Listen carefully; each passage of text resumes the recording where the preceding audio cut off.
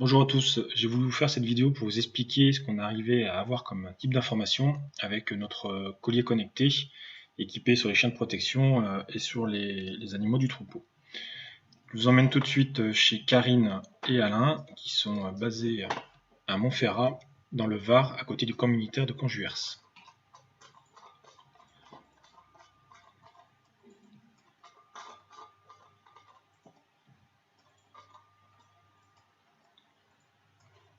Donc le camp militaire est ici, la ferme est par là, le parc de nuit des brebis se trouve ici, sur un mont qui s'appelle Col Pelé, je pense bien le dire.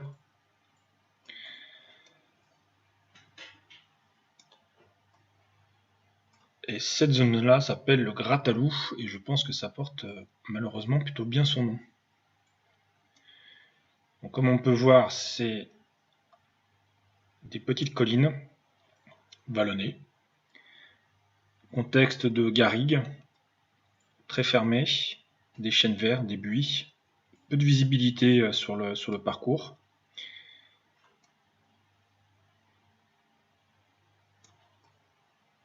La zone qui est consommée par les brebis actuellement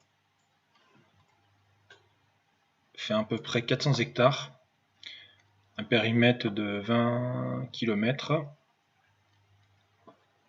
et donc des parcours journaliers compris entre 10-12 km pour les brebis. Donc actuellement sur ce troupeau, nous avons deux systèmes connectés. Donc un collier qui est monté sur une brebis et un collier qui est monté sur un chien de protection, donc qui s'appelle Ural, qui est un montane portugais, un estrella. Et il fait partie d'une meute de 25 chiens de protection. Je dis bien 25 chiens de protection pour 1400 brebis. Le 25 novembre, les brebis ont démarré leur parcours à peu près sur les coups des 9 heures. J'ai pas mis le début du parcours, mais voilà, la bergère lance son troupeau vers les 8h30, 9h. Et on a là tout le trajet qui a été réalisé sur la journée. Si je rajoute le parcours du chien qui lui est en violet, on voit que le chien suit le troupeau avec quelques écarts sur une zone qui est très fermée et qu'on sait être une zone à risque prédation. Ce qui va nous intéresser sur cette journée du 25 novembre, c'est ce qui s'est produit en fin de journée.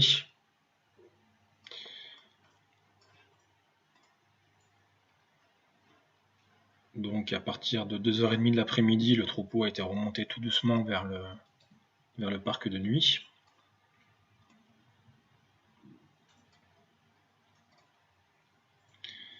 Donc là on voit à 3h30. On voit à 4h. 4h05. Et là sur le parcours en remontée sur le parc de nuit, on a une activité un peu plus forte de la part de la brebis à 4h30. Bon, il se trouve que, vous voyez, ça c'est les traces du chien pendant la nuit, et c'est comme ça qu'on arrive à savoir quand des brebis ont été prédatées et consommées. C'est quand les chiens viennent se poser la nuit dessus. Voilà, donc le 25 novembre, 16h de l'après-midi environ, une attaque sur un troupeau de 1400 bêtes protégées par 25 chiens de protection. Et la bergère qui était présente, bien entendu, en parcours sur le retour au parc de nuit. Alors, essayons de comprendre comment ça s'est passé. Où étaient les chiens, comment étaient positionnés les chiens, et est-ce que quelque chose aurait pu être fait, et pourquoi est-ce que, malgré autant de chiens, l'attaque s'est quand même produite. Ce qu'on voit là, c'est que Ural, à 4h27, il était sur cette position, et que à la même heure, les brebis étaient ici. Entre là et là, on a 450 mètres sol de distance. Il faut bien imaginer que c'est un troupeau de 1400 bêtes qui n'est pas tenu en boule sur le parcours, mais qui est laissé au large dans la végétation pour ramasser, pour manger. C'est pas un troupeau qui est tenu serré parce que pour le déplacer, il est là pour consommer et être ramené tout doucement jusqu'au parc de nuit. Donc les 25 chiens sont répartis sur les 1400 bêtes. Et vous pouvez avoir des lots de brebis répartis un peu partout dans la garrigue. Donc là, l'Oural était assez éloigné, enfin, on va dire plutôt en queue de troupeau. Ce qu'il faut savoir, c'est qu'Oural, il n'est pas seul. Alors, on a des traces des autres chiens, alors, de façon moins précise, parce que c'est pas avec notre matériel, c'est avec d'autres systèmes GPS. Mais on voit que Chippy,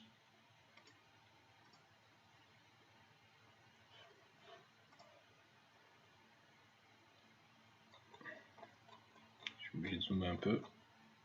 Voilà. À 4h12, elle était en proximité des brebis prédatées. Ce qui veut vraiment dire que les chiens ont très certainement fait leur boulot et ont bien été présents sur le troupeau, mais que le prédateur a profité d'un trou, d'un moment où il était seul pour s'attaquer à une brebis. Et du coup, il s'est pas attaqué à une brebis, mais il s'est attaqué à 3 brebis. Donc les brebis ont été consommées. J'ai fait exprès de mettre la photo en noir et blanc parce que voilà, c'est des photos qui peuvent choquer certaines personnes. Enfin, nous on est là pour comprendre, on n'est pas là pour juger. Ce qu'on peut voir par contre, c'est que sur la carcasse, il y a eu une forte consommation. Ce qui veut dire que les loups ont bien consommé. Pas au moment de l'attaque, puisqu'ils ont été forcément dérangés par les chiens. On voit que les chiens sont quand même assez rapides sur la présence, en présence sur les brebis attaquées. Mais les loups sont revenus dans la nuit. C'est ce qui va nous intéresser ensuite. Donc la première est bien consommée.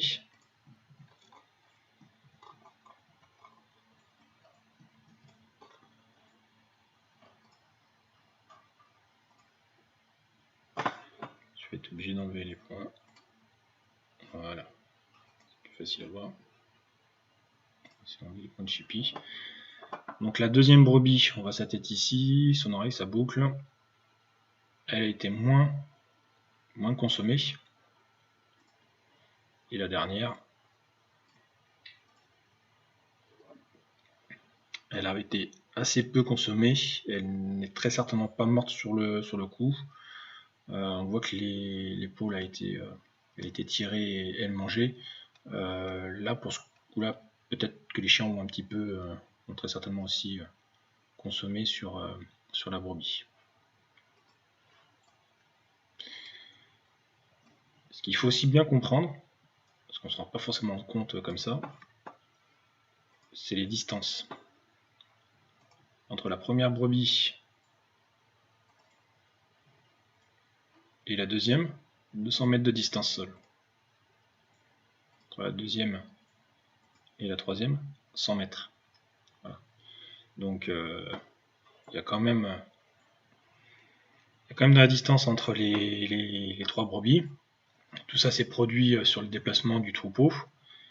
Et ce qu'on peut voir, c'est que le troupeau a réagi, mais voilà, ça s'est passé assez inaperçu. Et les chiens ne se sont rendus compte de l'attaque que après coup, et sont venus ensuite poster sur les cadavres.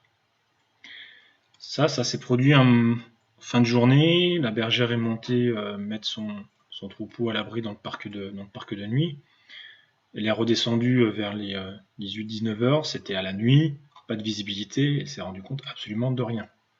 Bon, nous on a vu dès le soir même qu'il y avait très certainement quelque chose qui s'était produit, puisqu'on avait déjà ces mouvements-là, avec ces points, ces espèces de patates. Donc on s'est douté qu'il s'était passé quelque chose. On a attendu le lendemain matin pour appeler l'éleveur, et ça c'est déjà un gros plus pour l'éleveur que de se déplacer sur son troupeau le matin, sachant qu'il a très certainement été attaqué. Ça évite d'avoir à découvrir des brebis mortes pleines de sang de partout et sans comprendre, puis découvrir au fur et à mesure de son avancée de trouver les cadavres. Là, il savait, il est monté en sachant qu'il allait trouver des brebis mortes. Et puis surtout, il les a trouvés, parce que ça, ce qu'il faut bien comprendre, c'est qu'on est dans un contexte de garrigue. Je vous mettrai la vidéo de l'éleveur où on voit pas à 20-30 mètres, puisqu'il y a des buis, des chênes de partout. Habituellement, ils ont du mal à retrouver leurs animaux morts. Là, pour le coup, ils les trouvent. Ce qu'on peut voir, par contre, voilà, c'est que Oural est revenu sur les brebis et a protégé à peu près toute la nuit. Donc celle qui a été la plus consommée, c'est celle qu'il a arrêté de protéger. Je vais enlever les autres points pour que ce soit plus clair.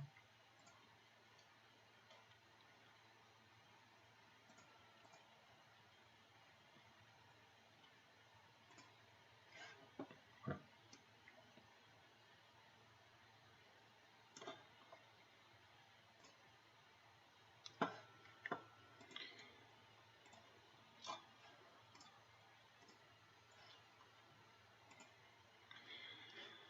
Donc quand on voit ces points un peu en étoile, on comprend assez facilement que c'est des actions d'aller-retour que le chien fait sur la brebis. Alors c'est plus une protection alimentaire entre guillemets que réellement une protection d'un animal vivant. Mais c'est quand même intéressant, puisque c'est comme ça qu'on va se rendre compte qu'il a protégé toute la nuit. Et qu'à un moment donné, on a ce grand point là, et ça c'était vers les 21h30, et que là, il a protégé mais repoussé. Puisque si on prend son point de départ, il était sur la brebis du haut, il redescend sur la brebis du dessous, 21h23, 21h26, 21h37. Alors, ce qu'il faut savoir, c'est qu'on a des trous dans nos relevés, puisqu'on est dans une zone où le réseau mobile ne passe pas. Malgré qu'on soit des plus performants, on n'a pas du 100%. Il n'empêche que 21h37, il est ici. 21h50, il revient à la brebis. Et puis, il va finir par remonter sur celle du dessus. Il faut que je retrouve le point. Voilà. Il remonte sur celle du dessus. Et il va faire des allers-retours entre celle du dessus et celle du dessous. Je vous rappelle que entre celle-ci et celle-ci, il y a 200 mètres de distance. Les chiens n'ont pas pu protéger les trois brebis prédatées toute la nuit. On a un petit écart ici à 23h24, de la même manière. Ça, c'est très certainement des tentatives de retour sur les cadavres pour consommer. Voilà. On peut voir que ce mouvement-là, Oural l'a fait, mais il n'a pas été seul, puisque les autres chiens, en l'occurrence Jalia et Chippy, étaient dessus aussi. Donc là, nos confrères, eux, ils vont relever toutes les demi-heures et voire pas de relevé du tout, donc c'est quand même moins précis sur la visibilité. Et Jalia qui est là, on a un peu plus de traces, et on voit bien qu'elle fait des allers-retours toute la nuit entre les deux bêtes prédatées. Voilà, tout ça pour essayer de comprendre un petit peu mieux comment ça s'est produit. Suite à ça, qu'est-ce que l'éleveur a fait? L'éleveur a pris son troupeau, et puis ça c'est le parcours qu'il a fait le matin, et il est parti dans un autre quartier en se disant que peut-être qu'en se déplaçant, il serait un peu moins embêté. Qu'est-ce qu'on a pu faire d'autre? Comprendre si les chiens avaient été à leur poste. En l'occurrence, j'aurais plutôt tendance à dire que oui, ils étaient bien à leur poste, qu'ils ont fait leur job, mais que sur 1400 brebis, 25 chiens, on ne peut pas avoir du 100%, et que le loup, comme tout prédateur, est un opportuniste, et que la moindre faille, il s'engouffrera dedans. Voilà. 3 brebis sur le carreau, il faudra compter à la fin de l'année combien il y en a resté. J'aurais tendance à dire, après avoir échangé avec l'éleveur, qu'il est moins prédaté qu'avant, au prix de beaucoup d'efforts, beaucoup de temps passé, et que l'outil qu'on lui a fourni, l'outil Canictech, lui permet de comprendre ce qui se passe et de chercher encore à s'améliorer s'il lui reste des choses à faire de mieux. Voilà, j'espère que la vidéo vous aura informé sur notre produit et sur les données qu'on arrive à collecter grâce à ce produit. Et puis vous pouvez nous contacter sur nos sites web à canitech.fr ou par mail à contact@canitech.fr. Voilà, merci à vous, au revoir.